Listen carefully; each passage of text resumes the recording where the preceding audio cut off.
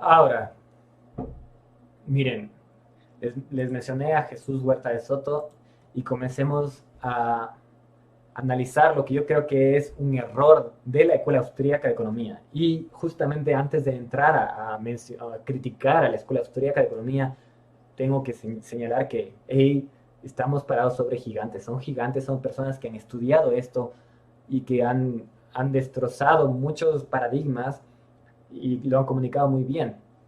Entienden el rol del ahorro, entienden lo que es la tasa de interés, entienden cómo funcionan y por qué se dan las crisis, entienden muchísimas cosas. Ahora, dentro de la Escuela Austríaca de Economía, bueno, Jesús Huerta de Soto tiene un análisis interesante y una explicación perfecta de el ciclo de crisis que se dan por la intervención de la Reserva Federal, pero también comienza a verse una tendencia y es a meter la economía, a mezclarla con la ética. Y eso también ya está en Murray Rothbard.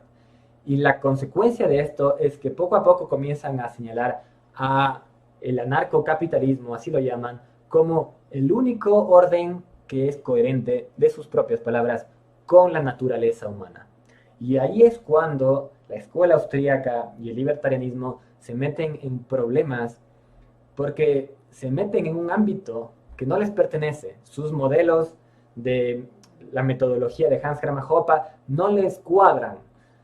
Ya les vamos a hablar por qué. Y es que la naturaleza humana es mucho más compleja que lo que dice su praxeología. ¿Ya?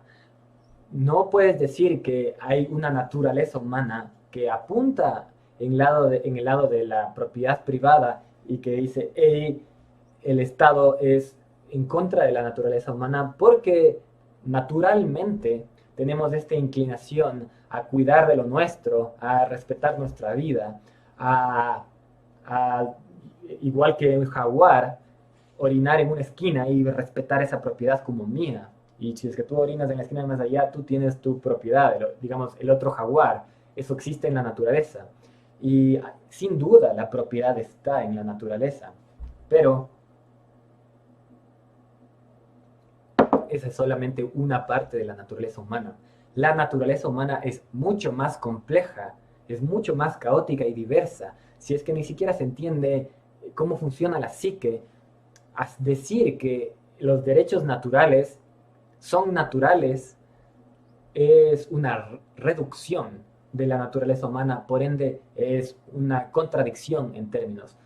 Si es que tú vas a decir que hay, si tú vas a decir que hay un término que puede ser derecho natural, esto es un derecho natural, entonces tienes que englobar a toda la naturaleza humana. Si no estás usando mal la palabra natural y usar la, las palabras, ignorar la connotación de las palabras es un error. Se entiende que decir derecho natural es un reduccionismo de la naturaleza humana, que es mucho más compleja.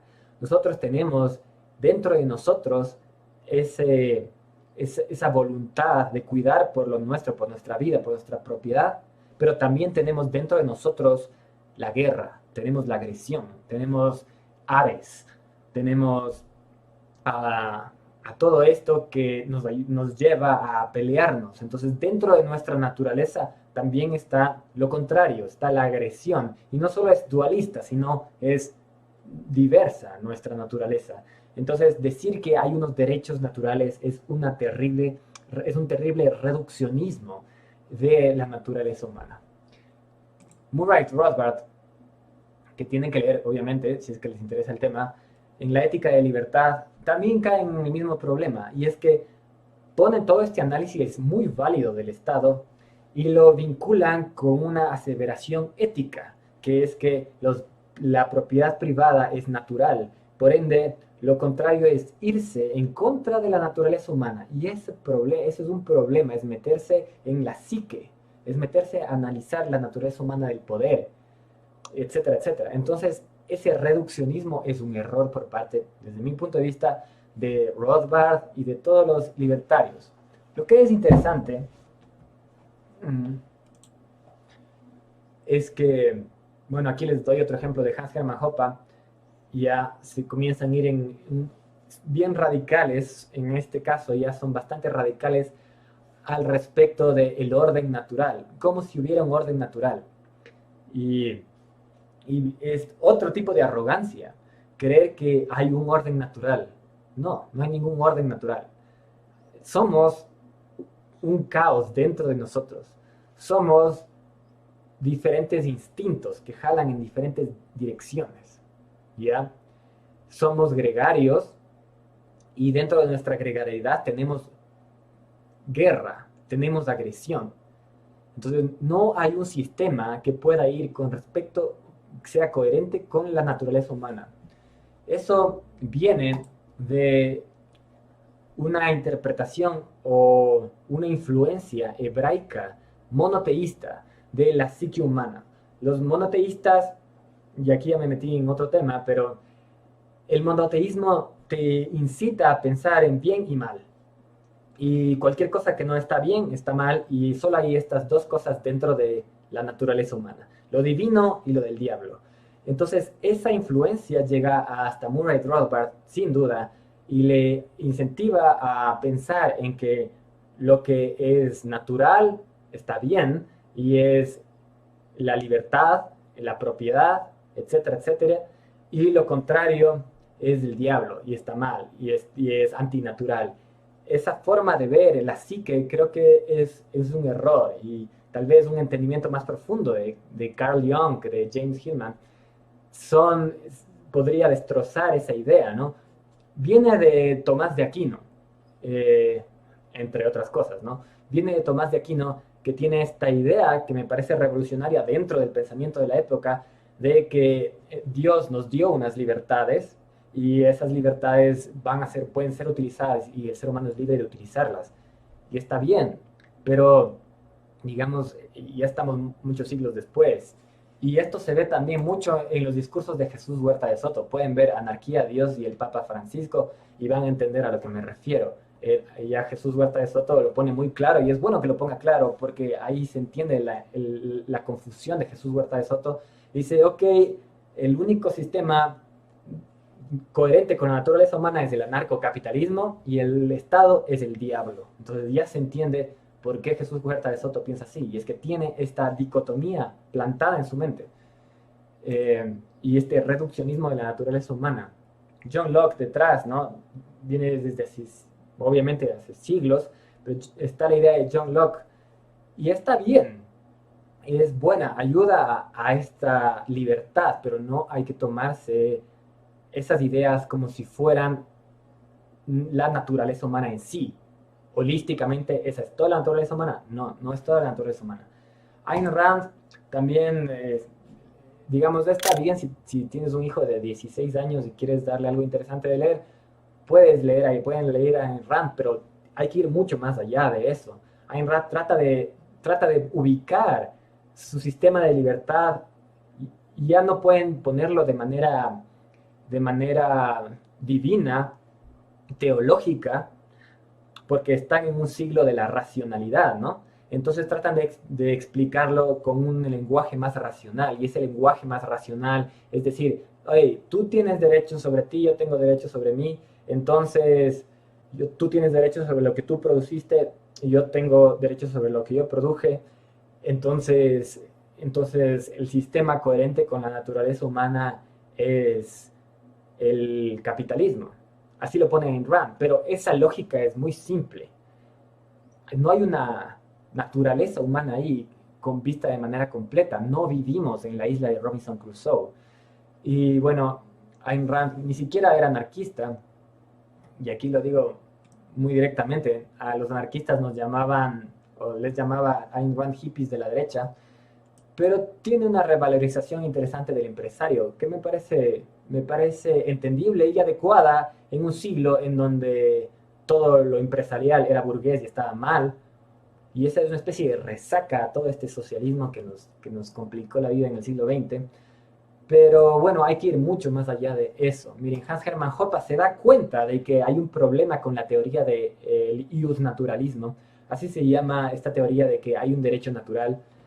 Y Hans Hermann Hoppe creo que se da cuenta, por eso escribe este ensayo que se llama La ética argumentativa, en donde menciona la palabra difusa, refiriéndose a la naturaleza humana, y por ende plantea una maraña de argumentos en donde dice, ok, hay una ética argumentativa. Si tú tienes el derecho a hablar, yo tengo el derecho a contestarte y yo estoy implícitamente aceptando el derecho sobre tú y tu lengua y tu capacidad de hablar y tú estás implícitamente aceptando el derecho sobre mí, mi lengua y mi capacidad de hablar. Entonces se entiende que hay un derecho natural o una ética performativa, así le explica, y eso viene de Habermas, pero no nos metamos más en eso, no tiene sentido. ¿Ya? No puedes derivar derechos del acto del hablar y decir que esos son los derechos, porque tú tienes la capacidad de hablar. Esa es una voluntad racional, pero la racionalidad no tiene por qué ser natural. Es un reduccionismo de nuevo de la naturaleza humana. En fin, no hay derechos naturales. Así de simple, no hay derechos naturales. Estamos en este mundo en donde no hay un sistema que sea natural. Hay diferentes tipos de sistemas que se pueden dar en diferentes etapas de este mundo, en diferentes lugares de este mundo. La psique es caótica, es flexible, es plástica. Puede ser natural tener un rey y creer que porque el rey sacó la espada de la piedra, ese es el rey. Y puede ser natural darle todo el poder al faraón. O puede ser natural estar en anarquía, y así pasó en Islandia, del año 800 al 1200, 400 años de anarquía. También puede ser natural muchísimas otras cosas. Entonces no hay una ley natural. Ese es una acercación, es un acercamiento desde mi punto de vista, es un acercamiento teológico a algo específico. Ayn Rand también alude mucho a Aristóteles, que es interesante porque Aristóteles hace una revalorización de la mente humana y de la capacidad humana de deducir y argumentar y deducir. Entonces ya señalando a Aristóteles, Ayn Rand cree que lo soluciona todo, pero no. No, para Aristóteles también la naturaleza ocupaba un lugar divino. Y, y esa divinidad le da una especie de dogmatismo a la ley natural que creo que ha sido heredada hasta Murray Rothbard. Tal vez ya me puse técnico o muy filosófico, pero eso es lo que yo creo. No hay una ley natural, por ende, toda esta idea del anarcocapitalismo me parece que falla, porque si no se asienta en la ley natural, entonces hay que ver un poco más allá del anarcocapitalismo. Aunque hay que leerles a todos ellos y entender que son personas que son gigantes y que son filósofos muy importantes que hay que leer, pero hay que ir más allá. Miren, ¿a qué es lo que llega la idea de la libertad? Llega a esto: el Estado es malo, el mercado es bueno. ¿Por qué? El Estado se basa en la coerción, los impuestos se basan en la coerción. El mercado, por el contrario, se basa en el trato voluntario entre las personas. Pero esta visión del Estado malo y el mercado bueno, creo que es muy simple y no llega a comprender la maraña de poder que realmente existe en el mundo. ¿Por qué? Tenemos que la Escuela de Economía Austríaca efectivamente demuestra que el Estado es innecesario, de que el Estado se basa en la coerción, que el Estado no tiene la información para gobernar, que de hecho no se necesita la intervención del Estado en el mercado para nada, que el mercado puede autorregularse, puede ofrecer sus propios certificados y licencias. No necesitamos un ente central que ofrezca certificados y licencias, sino que en muchas ocasiones en la historia el mismo mercado se ha ocupado de generar pasaportes o de generar certificados de calidad o de licencias, o incluso el mismo mercado ha generado cosas comunitarias como faros. Pero luego nos enfrentamos a que, hey, no es tan simple la división como el Estado, lo público versus lo bueno, lo privado. Hay en la sociedad, en la civilización humana, hay un eje que es un eje comunitario. Y ese eje comunitario no es visto por los libertarios anarcocapitalistas que de alguna manera creen que todo se debe privatizar. Jesús Huerta de Soto siendo uno de ellos, digamos, el exponente en el idioma español. Y el problema es que no pueden ver a la propiedad comunitaria porque el día de hoy el Estado ocupa ese eje comunitario. Sin embargo, ese eje comunitario va a seguir existiendo, aun si le quitamos el Estado, va a existir un eje comunitario en la sociedad. Y decir que se privatice todo es no ver a la sociedad como lo que realmente es, que es, no somos todos atomizados, no, cada uno no es un mundo separado, vivimos en comunidad, por ende hay propiedad comunitaria. Entonces hay que regresar a ver también a lo que ha escrito la izquierda y cómo la izquierda ha ido contando y narrando diferentes teorías y formas de generar propiedad comunitaria.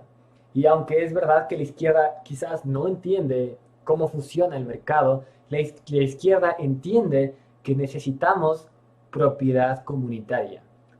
Si te vas a la parte radical del anarcocapitalismo, deja de llamarse a sí mismo anarcocapitalismo porque comienza a entender que es necesario como adoptar la propiedad comunitaria. Un ejemplo es el parque de la urbanización. El parque de la urbanización es una propiedad comunitaria. El guardia del edificio es una propiedad comunitaria. Está manejado de manera comunitaria. Hay reglas que se deciden con una democracia directa, pequeña, en un edificio que rigen sobre la seguridad, sobre la jardinería del edificio. Entonces hay propiedad comunitaria constantemente. Y no verlo es solamente un síntoma de que tenemos la mente dividida en estado bueno, estado malo, mercado bueno. Y ese es un problema. Pero es un problema que va mucho más profundo.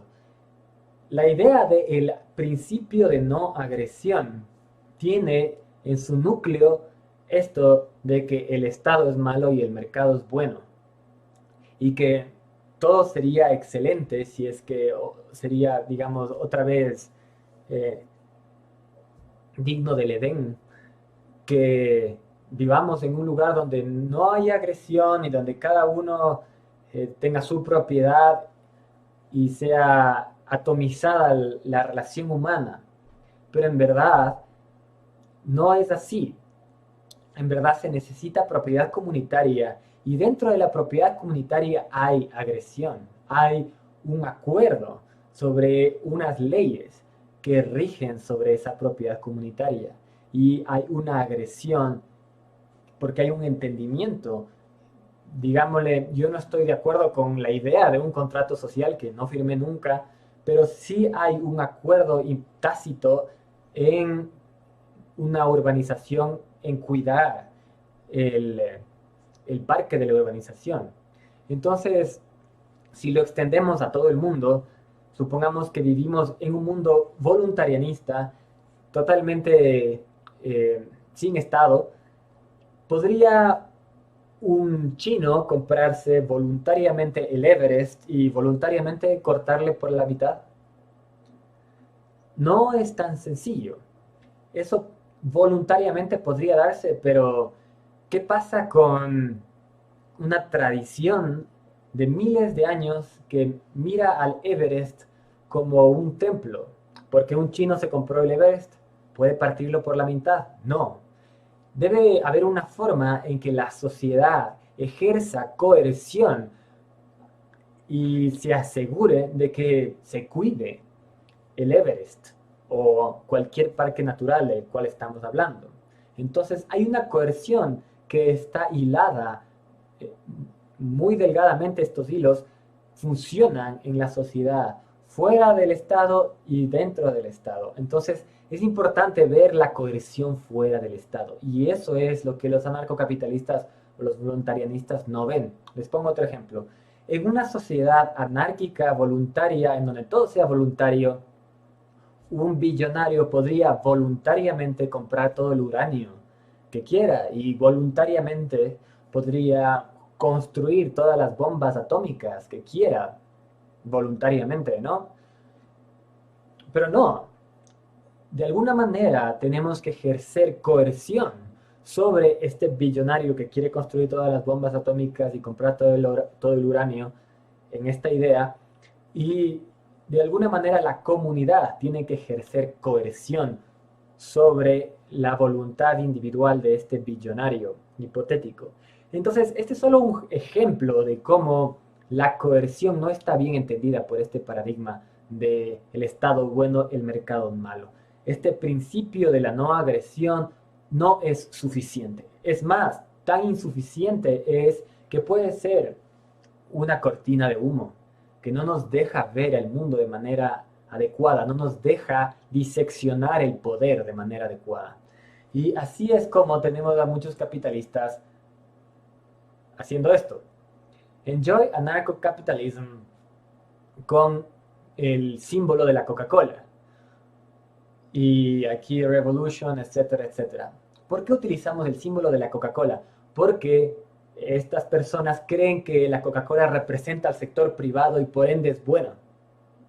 Y el sector público es representado por la idea del cobrador de impuestos. Por ende es malo. Coerción versus voluntariedad. En verdad, este es un paradigma muy incompleto.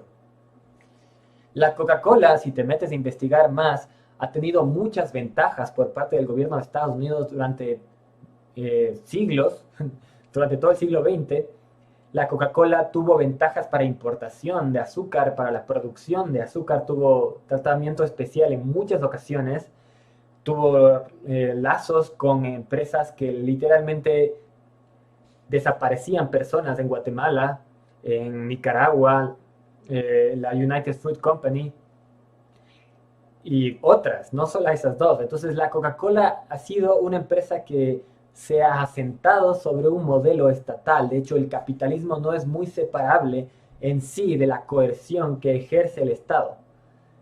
Y esta forma de ver no puede ser accedida por las personas que creen que el Estado es bueno y el mercado es bueno y el Estado es malo. No pueden analizar el mercado a profundidad porque tienen esta cortina de humo que se llama principio de no agresión. Entonces lo privado, bueno, no ven la mafia fuera del Estado. La Coca-Cola se beneficia del lobby que hace a la FDA, la Foods and Drugs Administration. La Foods and Drugs Administration controla lo que se vende y lo que no se vende como una comida sana. Y la Coca-Cola se beneficia de, digamos, las regulaciones laxas que la FDA da con respecto al tema del azúcar. Quizás si es que no hubiera un monopolio de la certificación de la comida en la FDA, no habría una bebida tan popular con tanta cantidad de azúcar y que cause tantas muertes de diabetes como la Coca-Cola y no fuera dueño de Papá Noel y no hubiera reemplazado al rito que hacemos al sol en Navidad con un gordo, con un reno. Entonces ese es el poder de la Coca-Cola, pero los capitalistas no lo ven. El hecho que no lo vean es un síntoma de que su paradigma es insuficiente. Entonces, vamos a regresar un poco a analizar más sobre esto, porque ahí está la puerta que nos deja ver dónde falla la teoría económica, dónde se queda, desde mi punto de vista. Pero primero hay que mencionar que sí hay que leer a lo que ha escrito la izquierda. Miren, hay este muy buen artículo The Distorting Effects of Transportation Subsidies de Kevin Carson, que está inclusive en la FEE, en la Foundation for Economic Education. Yo fui allí a estudiar Advanced Austrian Economics. Pero este artículo te deja ver, es Kevin Carson es de la izquierda y sin embargo es muy relevante lo que dice. Y ¿cuáles son los efectos que hace el Estado, que genera el Estado con su intervención en el mercado? Podemos limitar nuestra visión solamente a el Estado como lo podrido, lo que hay que remover de esta sociedad, o tenemos que ampliar la vista y darnos cuenta de que quizás mucho de lo que nos rodea es un resultado de este efecto que tiene el Estado indirectamente en la sociedad. Y hay como ir inclusive más allá. Creo que los escritores de izquierda, como ya dije, puede que no comprendan el mercado al nivel que lo hace la economía austríaca, pero sí tienen una sospecha del mercado que es muy importante resaltar, porque en el mercado también se puede dar mafia. La mafia no solamente se da en el sector estatal, en el mercado también. ¿Y cuáles son las consecuencias de esas mafias? ¿Cómo podría mejorarse la arquitectura de las instituciones que participan en el mercado? También hay algo como The Wealth of Networks, que es muy recomendable, de Yochai Bankler. Pueden ver también sus conferencias. Este libro creo que ahora sacó es mucho más amigable con el usuario de Penguin and the Leviathan. Me parece, no lo he leído, pero de lo que tengo entendido es más amigable. Si no, The Wealth of Networks es muy bueno. Y también habla sobre diferentes formas de cooperación humana que tal vez trascienden la idea de instituciones empresariales que buscan profit, que buscan utilidad y nada más. Entonces hay como ir por ahí y darse cuenta de que la verdad sí hay otras formas de interacción humana y tal vez hay cómo explotarlas y hay cómo configurar las instituciones que nos rodean de diferente manera, aun si están al margen del Estado. Y aquí es donde quería mencionar a Westworld. Westworld es una muy buena serie, sobre todo la primera temporada. Ahí hay una corporación que se vuelve mala. ¿Y por qué se vuelve mala? ¿Cómo puede ser que una corporación se vuelva mala? ¿Dónde está el poder en una corporación? Esas son preguntas que creo que el capitalismo o los capitalistas no pueden responder. Cualquier problema siempre le apuntan con su dedo de señalador le apuntan al Estado. Pero en Westworld hay una corporación que se vuelve mala y el poder está al margen del Estado. Entonces, creo que es algo que hay que ver.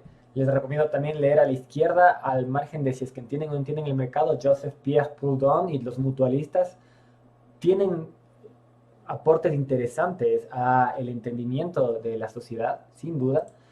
Y bueno, dicho todo lo que dije, dicho todo esto, ahora entremos a esta crítica que me parece muy importante a la economía o al estudio que hacen los economistas de la realidad.